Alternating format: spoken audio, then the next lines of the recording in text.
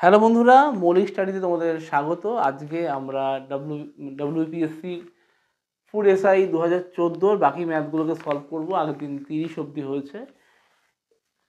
আমরা চেষ্টা করছি যাতে এরপর ফুড ছাড়াও ক্লার্ক, মিসেলিনিয়াস এগুলোর জন্য ম্যাথগুলো সলভ করতে পারি। আর এর জিকেগুলো যাতে আমাদের চ্যানেলে করা যায় সেই চেষ্টাটাও করছি আর কি। ঠিক আছে, চলো দেখা যাক 30 নম্বরটা কি বলছে। বলছে এক ব্যক্তি একটি 31 নম্বর, এক ব্যক্তি 400টা আমের ক্রয় মূল্যে 320টা আম বিক্রি করলে তার লাভ কত হবে? তাহলে দেখো, 400টা আম ও কিনেছিল, তো 320টা বিক্রি করতে গিয়েই ওর 400টার দাম উঠে এসছে। তাহলে এখনো 80টা ওর কাছে আছে। তাহলে এই 80টা হচ্ছে প্রফিট, এই 80টা হচ্ছে প্রফিট। তার মানে কি দাঁড়ালো, তার প্রফিট বাই 320, যেটা মানে যেটা বিক্রি করেছে, ইন্টু 100%, সেটা হচ্ছে এটা 4, এটা কাটলে 25%। ডিরেক্টলি হয়ে যাবে। এগুলো খুব সোজা অঙ্ক, কমন অঙ্ক, পরীক্ষাতে বিভিন্ন পরীক্ষাতেই আসছে। 32, যদি সমান সময়ে এবং সমান সুদের হারে এ টাকার সরল সুদ বি টাকা এবং বি টাকার সরল সুদ সি টাকা হয়। দেখো, ধরো এ টাকার সরল সুদ বি টাকা, মানে বি সমান হচ্ছে A into T into R by 100, এটা বলেছে। আবার কি বলেছে, আবার বলেছে সি টাকা মানে বি টাকার সরল সুদ সি টাকা, মানে হচ্ছে B into T into R by 100। তাহলে আমি এখানে এই বি এর ভ্যালুটা বসিয়ে দিই।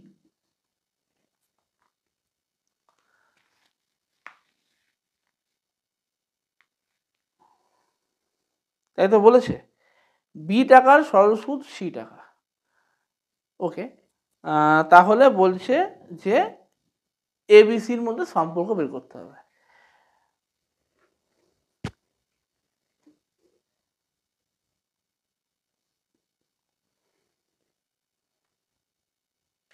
আচ্ছা, টি আর বাই 100 যেটা আছে, তা টি আর বাই 100 হচ্ছে এখানে B by A, T R by 100।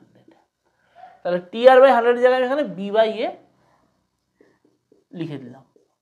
তাহলে আলটিমেটলি কি এলো, আলটিমেটলি এলো B square equals to AC, এই ফর্মটা আসবে। নেক্সট বলছে 4 অঙ্কের কোন বৃহত্তম সংখ্যা 7 দ্বারা বিভাজ্য এবং সংখ্যাটার সাথে 10 যোগ করলে সেটা 3 দ্বারা বিভাজ্য হবে। অপশান দিয়েছে কি, অপশান দিয়েছে হচ্ছে 9987, 9996, সি দিয়েছে 999, 4টে 9 সরি, আর ডি দিয়েছে 9989। বলেছে এর মধ্যে কোন সংখ্যাটা 7 দ্বারা ভাগ যাবে, 7 দ্বারা বিভাজ্য, এবং এর সাথে 10 যোগ করলে সেটা 3 দিয়ে ভাগ যাবে। তো আমি 7-এর ভাগের রুলস ডিরেক্ট নেই, 7-এর ভাগের কোনো ডিরেক্ট রুলস 7 দিয়ে ভাগ করতে হয়। আমি এত কষ্ট করব না, আমি এর সাথে 10 যোগ করলাম প্রতিটার সাথে, 9997। আচ্ছা, এর সাথে যদি 10 যোগ করি 9, আচ্ছা 6 নয়তো 10 হাতে আছে 1, এটা 100। ঠিক আছে, আচ্ছা এখানে যদি 10 যোগ করি,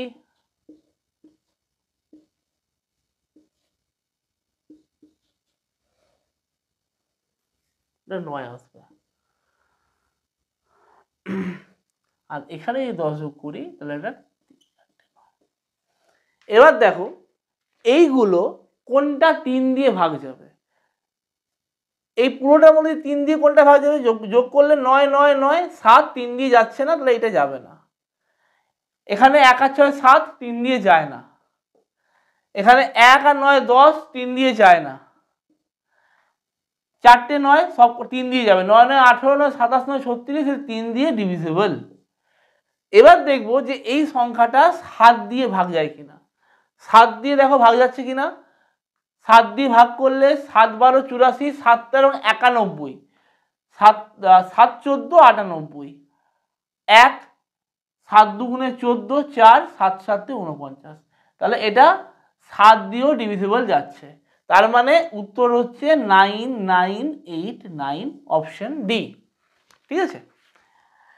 আচ্ছা, 34-এর ম্যাথসটা ওরা ভুল দিয়েছে, ওদের ডেটায় ভুল আছে, তো এইটা আমি করাচ্ছি না।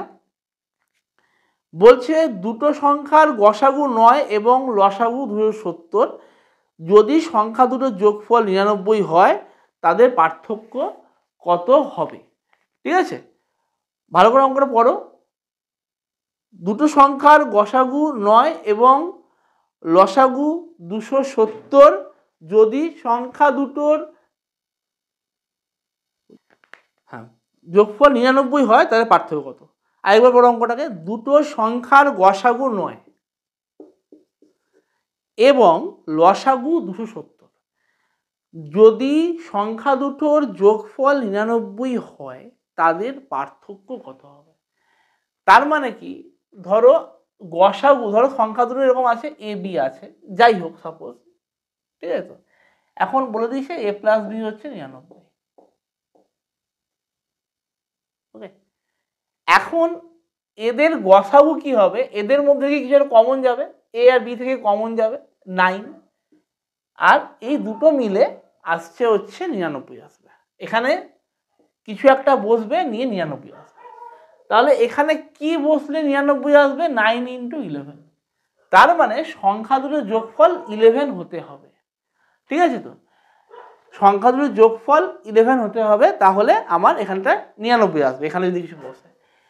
তাহলে 11 কোথায় কোথায় আসে, 11 দেখো 11 আসছে, আমি যদি বসি 1 আর 10, এইটাতে আসবে।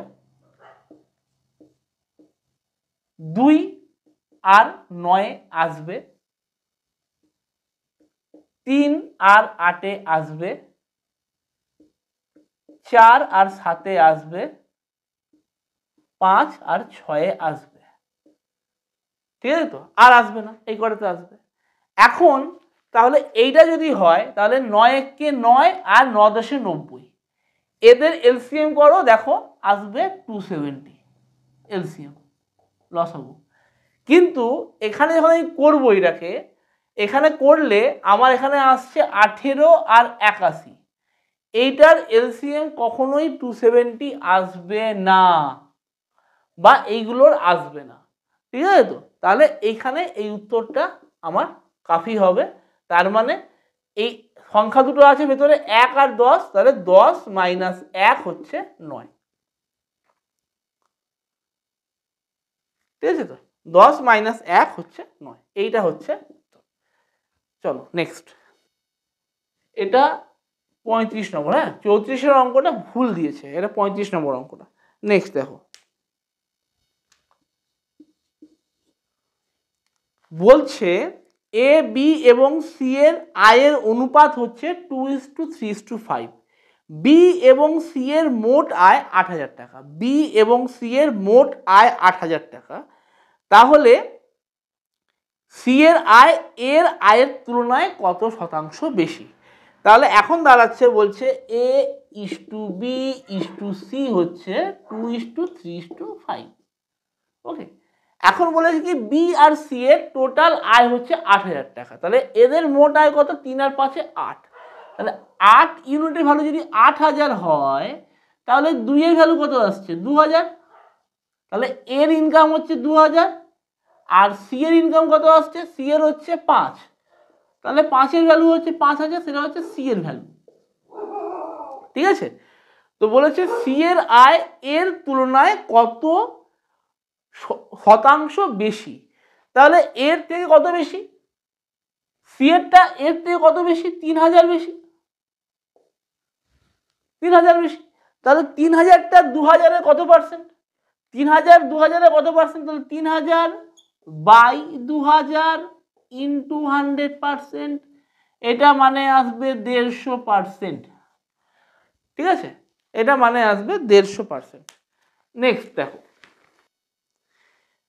37 বলছে তিনটে সংখ্যার গড় 21, তিনটে সংখ্যার সাথে চতুর্থ আরেকটা সংখ্যা যুক্ত হলে ওই চারটে সংখ্যার গড় হয় 18, তাহলে চতুর্থ সংখ্যাটা কত? তাহলে এই যে তিনটে সংখ্যা ছিল এদের গড় 21, মানে এটা 21, এটা 21, এটা 21। এখন একটা নতুন সংখ্যা এখানে অ্যাড হয়েছে, এইটা হতে পুরো গড়টা দাঁড়িয়ে গেছে 18 করে। তাহলে 18 করে গড় হয়েছে মানে কি, এরও 18 হয়েছে, এরও 18 হয়েছে, এরও 18 হয়েছে। তার মানে কি করেছে, তার মানে এই সংখ্যাটা যদি 18 হতে হয়, ঠিক আছে, তো এ অলরেডি 3 করে খেয়ে নিয়েছে, এর থেকে 3 খেয়েছে, এর থেকে 3 খেয়েছে, এর থেকে 3 খেয়েছে। হ্যাঁ, তার মানে কি, তারপরে ও গিয়ে 18 হয়েছে, তার মানে কি 3 3 6 3 9, তাহলে এখানে 9 ছিল, এই তিনটে 3 এখানে যোগ হয়ে গিয়ে 9 আর 9 18 হয়েছে। ঠিক আছে, তার মানে কি আমার অ্যাকচুয়াল সংখ্যাটা ছিল 9, মানে এই চতুর্থ সংখ্যাটা 9 যুক্ত হয়েছে, তাই জন্য গড়টা কমে গেছে আগের থেকে। ঠিক আছে, নেক্সট দেখো কি বলছে পরের অঙ্কটা। পরেরটা বলেছে যে 11টা সংখ্যার গড় 6, যদি প্রতিটি সংখ্যাকে 6 দিয়ে গুণ করা হয় তবে নতুন তৈরি সংখ্যাগুলোর গড় কত হবে? ঠিক আছে, তো ব্যাপারটা হচ্ছে গিয়ে যতই সংখ্যা থাকুক, এদের যাই থাকুক, এদের প্রত্যেককে যদি আমার এরকম করে আমি 6 দিয়ে গুণ করি, ঠিক আছে, তাহলে কি হবে, অ্যাভারেজ যা ছিল তাহলে অ্যাভারেজটাও 6 গুণ বাড়বে। তাহলে 6 ইন্টু 6 36 হবে গড়। যদি বলতো প্রতিটা সংখ্যার সাথে আমি 6 যোগ করছি, তাহলে অ্যাভারেজ আসতো 6 প্লাস 6 12। যদি বলতো প্রতিটা সংখ্যার সাথে আমি 6 ভাগ করছি, তাহলে অ্যাভারেজ আসতো 6 ভাগ 6 1। যদি বলতো 6 করে বিয়োগ করছি, তাহলে অ্যাভারেজ আসতো 6 বিয়োগ 6 0।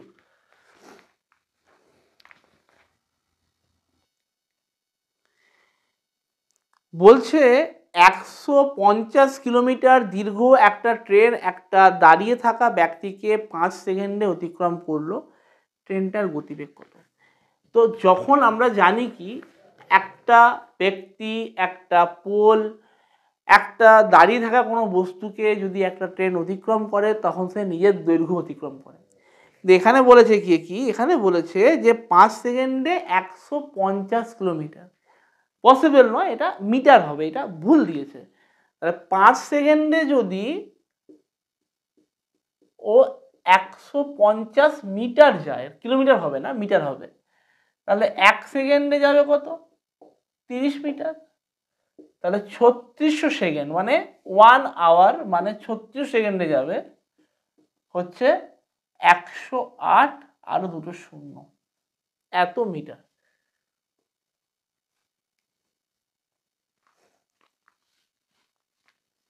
আরেকটা শূন্য হবে, তাহলে 108 কিলোমিটার ও 1 ঘন্টায় যাবে। এটা হচ্ছে ট্রেনটার গতিবেগ।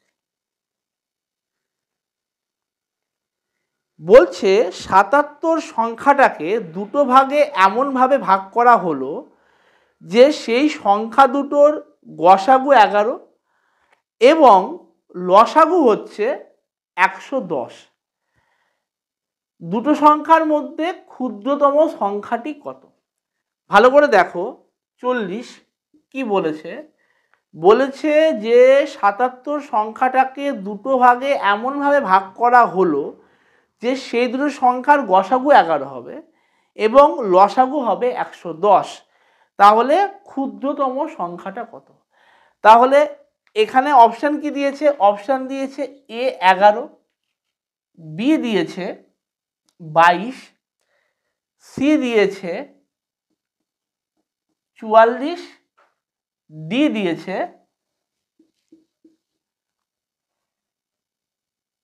55। ঠিক আছে, ওকে। তো বলেছে ক্ষুদ্রতম সংখ্যাটা কত হবে। যদি 11 হয় তাহলে বড় সংখ্যাটা কত হবে, 66। এবার এদের গসাগুতে 11 আসছে, লসাগু কি 110 আসছে? এদের লসাগু আসছে 66 আসবে, আসছে না। 22 আর 55 হচ্ছে 77, তো এদের গসাগু হচ্ছে 11 আর লসাগু কত আসছে, লসাগু আসছে 110। 44, 33, ঠিক আছে, গসাগু 11, লসাগু কত আসবে, লসাগু আসবে 3, 4, তাহলে 44 3 হচ্ছে 132 আসবে লসাগু, এটা আসছে না।